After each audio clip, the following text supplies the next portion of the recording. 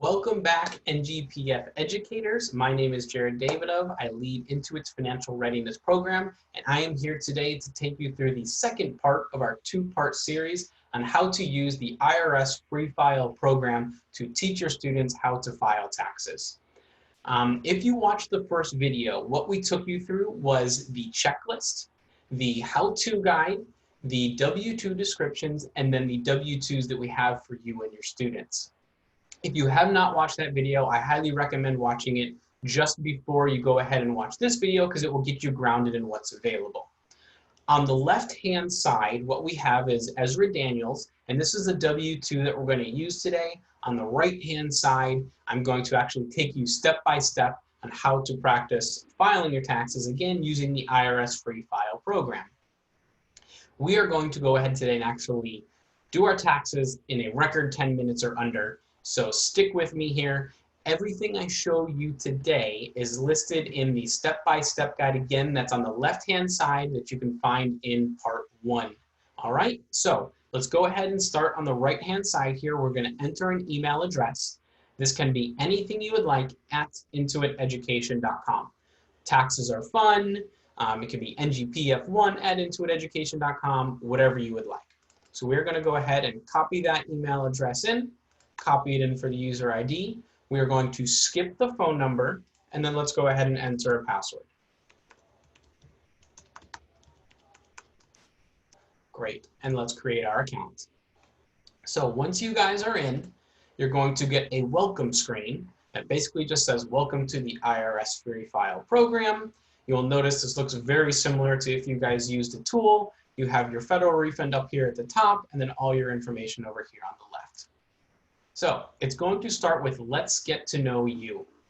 Make sure that you guys use the Ezra Daniels W-2 scenario, and this is what we're going to be using to go through taxes today.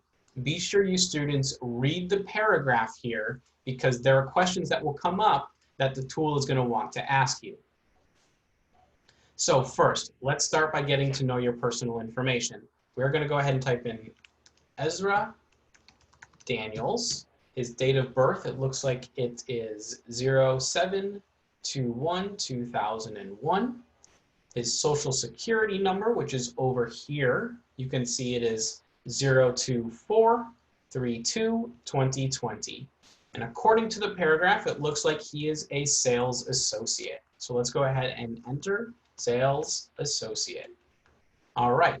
At the bottom of the W-2, you can see that there will be other questions that may come up because this is what it takes to file your taxes. And so one of those is, did Ezra serve in the National Guard? Is Ezra legally blind? And the answer to all of these questions are no. So, am I a member or former member of the armed forces? I am not. Did I live in another state? I did not. Can someone else claim me? It looks like his parents do not claim him as a dependent. So nope. Was not legally blind, and I'm not preparing this return for somebody else. Oh, looks like I missed state. Let's go ahead and select California. All right, were you a full-time student? Ezra is a high school senior, so I'm going to assume yes. And remember, depending on the W-2 you select, you might not be a student. All right, we've got students covered. Let's go ahead and continue. Were you married? I'm single. All right, did you support yourself? Nope, because I'm a high school senior and I live at home. Was at least one of your parents alive? Again, these are one of those questions that TurboTax asks you just because they want to know how to help prepare you help you prepare to file your taxes. Do you have children? I do not. Great. Enter your current mailing address. So now this is where you're going to use the W-2 and make sure you enter all of the information down here about Ezra. So it looks like it starts off with his address, 624 Liberty Avenue. City is Irvine, California. And looks like the zip is 92664. And we don't know his phone number, and it's not on the W-2, so let's go ahead and click continue. Okay, great. Did you make money in any other state? I did not. All right, here's the best filing status for you. Looks like it's asking me to use single, okay? And if you guys decide to use the reflection questions, you will notice that some of these may start to pop up. So the students might be asked to understand what is head of household. Go ahead, click continue. personal information summary. Let's go ahead and check and make sure it's correct. Okay, looks like it's all set. Awesome, and we will go ahead and click continue. Great, so now this is where the students like to start to have fun because you will notice either the dollar values go up or they go down. So let's work on my W-2 now, and it's going to start with box B, employer ID number. So on the left-hand side, box B, looks like we have 44,729,3,754. Let's go ahead and click continue, and we're going to go ahead and type in our W-2s. Great. So from here, let's go ahead and type in our employer name. It's the Home Depot. Awesome. And the address is 3422 Pleasant Hill Road, City, Irvine, California. And the zip code is 92664. Again, if you would like to use Ezra and you don't live in California, you have the ability to make up your own city and make up your own state. Let's just say you're in Texas and you want it to reflect where you and your students live. Feel free to do it. It will not change the scenario with the W-2. The only difference is if you live in a state that doesn't have a state return, then it will vary. But for the purposes of today, we're actually going to go through to, the state. So box 1, we're going to go ahead and type in wages, tips, and other, 9440.08. Box 2 is 564.01 cents. Looks like we have 9440.08. Social Security tax withheld, 585.28. Medicare wages, 9440. Great. And last but not least, we have Medicare tax withheld, 136.88 cents. Looks like boxes 7, 8, 10, 11, 12, 13, and 14 are blank, so we're going to leave those blank. My employer state ID number is 618-726437. State wages 9440.08. And looks like our state income tax is 597 even. All right, so that wraps up our W-2. Let's go ahead and click continue. All right, looks like we are getting a $564 refund so far.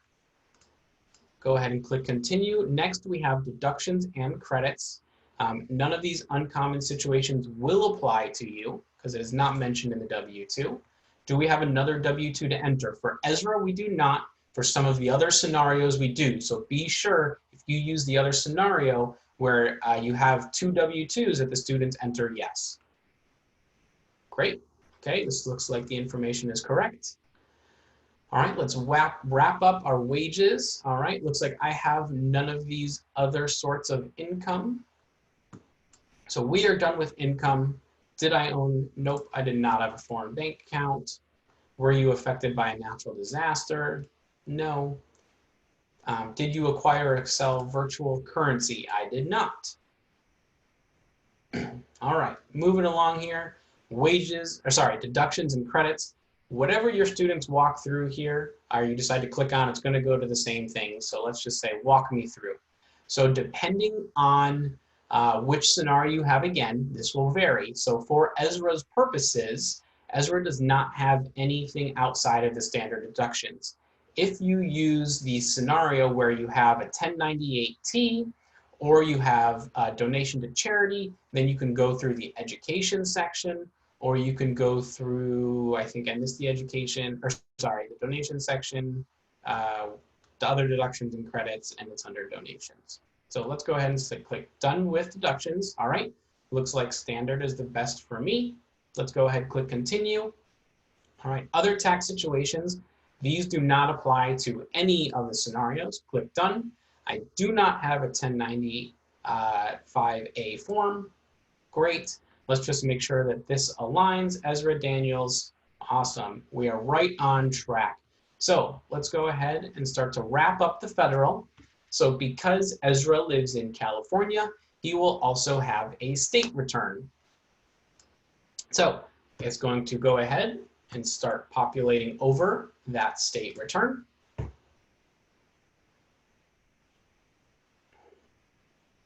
All All right, Ezra, nice job. So let's click continue. So easily complete your California return. We're going to go ahead and click continue. Okay, so remember, let's refer back to the W-2. It's about your 2018 tax filing. So Ezra heard about the IRS Free File program, but he's a bit nervous to file taxes for the first time. So I did not file taxes in California last year. I do not need to make an electronic payment, and I do not have dependent on my claim for the federal return. Okay, let's keep moving. So here's your income that California handles differently. All right, looks like none of these apply to me. So I can go ahead and click done with adjustments. And then untaxed out-of-state purchases, no. All right, about California's alternative minimum tax, we can skip that, click continue. All right, let's go ahead, we're moving right along. So California taxes and credits, none of these will apply, okay? Great, let's keep moving along and let's click done with taxes and credits. Do you want to donate to a California special fund? If your students would like to, they can. The only thing that will differ from this is if they click yes, the answer keys will not match under the California refund return. So for example, I'm just going to show you guys what happens. If I click no, the numbers don't change. If I click yes, and I decide I want to go ahead and donate $10 to the Alzheimer's disease, click continue, you will notice a difference in my refund. Go ahead and click done with other tax situations, and let's go ahead and check it over. Oh, okay, so this may come up, and let's see what happens. Let's click fix our return. Okay, so no for EIC, and no, awesome, for FTB. Great, looks like we're almost done with state. Let's comb through the returns one last time.